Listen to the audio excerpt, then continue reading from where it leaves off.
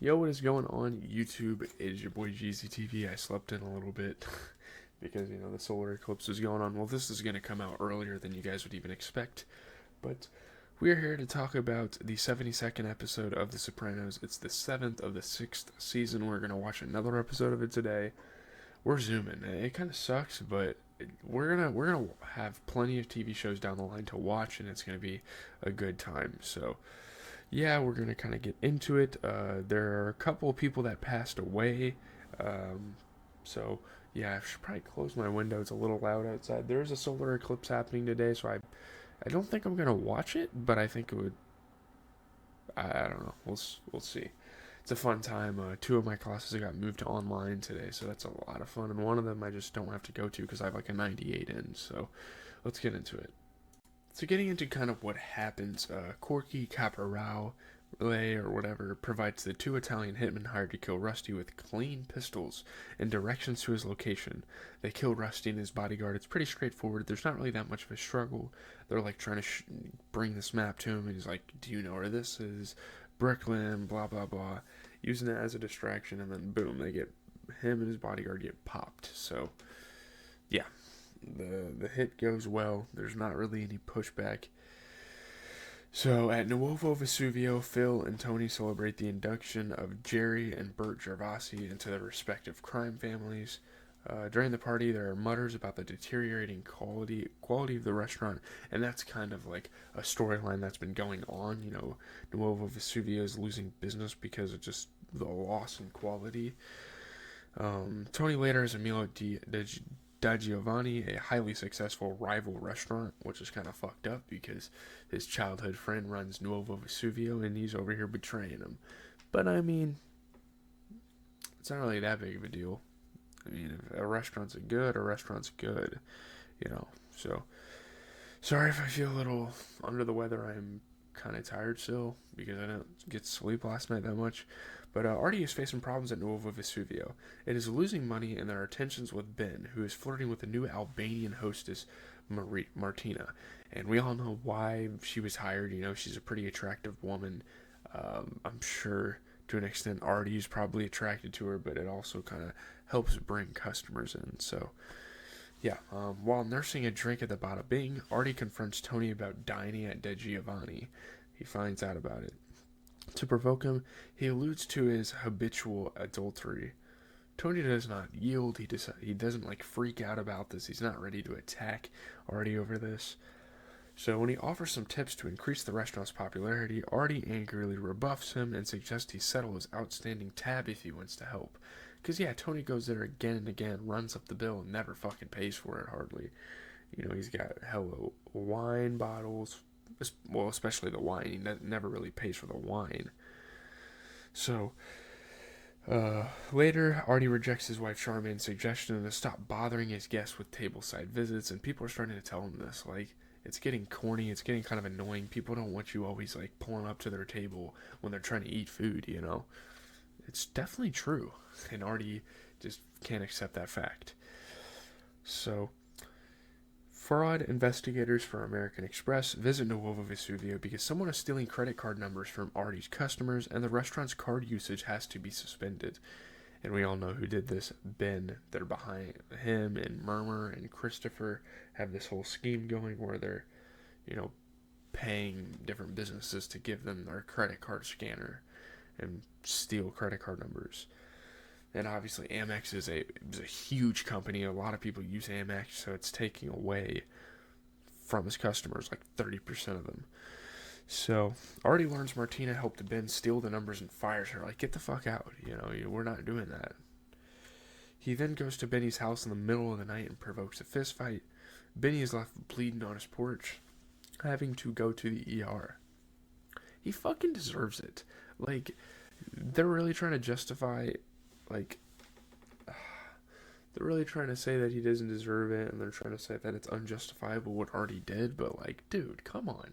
You're a dickhead. Like, that's close to home there. So Tony meets separately with the two men and compels them to make peace. They can't have this going on. They can't have this rivalry. I'm sure he understands why Artie did it, but I guess at the end of the day, they're all family. They're pretty tightly knit to each other. So, at Tony's insistence, Benny's parents have their anniversary dinner at Nuovo Vesuvio. Um, Artie visits them during their meal. It's kind of fucking funny. He makes a funny joke. In front of his pregnant wife, Artie offers Ben a martina, explaining that it is an Albanian martini that goes down real easy. It's fucking funny. It's a hilarious joke. An enraged Benny follows Artie into the kitchen and forces his right hand into a boiling pot of tomato sauce, obviously burning the fuck out of him. So yeah, there's obviously tension between these men, and it doesn't seem like there's going to be peace found anytime soon. So, anyway, Christopher asked Tony's permission to fly to Los Angeles with a little Carmine to cast actors for Clever, and Tony reluctantly consents. He's got to support his other guys' business ventures, and there's a lot of people investing in this. There's a lot of funders going into this little movie here. So while he is away, Murmur makes rounds for Chris. They include delivering card numbers to Ahmed and Mohammed, who are stealing money via the internet. Obviously, all these scams, all these schemes are going on, and Christopher is leading them, so Murmur's kind of like the acting capo until he doesn't really look fit for the job, but yeah. Until Christopher gets back, I guess he is fit. There's fucking hair in my face. Sorry, but Benny takes over Chris's credit card operation, giving a cut to Tony. So him taking over is probably not a good thing because he hit one of the wrong businesses to do. So, yeah. In LA, Chris and Little Carmine have a scheduled meeting with Ben Kingsley, who is an actual actor. It's a real person. I think he's still alive. He's like 80 right now. But yeah, it's pretty cool to see an actual actor. He is not interested in Cleaver and interrupts Chris and Carmine to speak to Lauren Bacall, who's to be a presenter at an award show. Another actual person. I think she died. I think she passed away like 10 years ago. So, R.I.P. to Bacall. But yeah, Chris and Carmine then tag along with him, and Chris is astounded by the great quantity of free, expensive luxury items the actor is offered. You know, he's famous. He obviously gets handouts from all sorts of fucking people, which should be the other way around. These people should be asking for a handout out of him, but that's just how the business works. These people want him to like endorse their companies. They want him to continue being successful, so they can maybe have some partnerships. And yeah, it's really fucked. Like, it's so lopsided at the top, you know? Like, it's crazy. So, Chris later phones Kingsley, unsuccessfully asking him to arrange for Chris himself to enter their hotel's luxury lounge, and this is going to kind of... Him doing that would, like, help his scheme, like, getting all this free shit. But he can't get it to happen. He can't get in connection with anyone. So, when Kingsley turns down Cleaver, Christopher summons Murmur to L.A. He finds Chris intoxicated in his hotel room, trying to get him to help. Once he sobers up, the two corner Kingsley in an elevator and try to subtly intimidate him into giving them access to the luxury lounge, because, yeah, again, at this point, they don't really care if he takes their offer as an actor for Cleaver. They now want him to just get them free shit, because they didn't want to fly to LA and leave empty-handed. It's LA. There's all sorts of opportunities. So, Kingsley blurts out that award presenters get free goods worth around $30,000, which is a yearly salary for some people.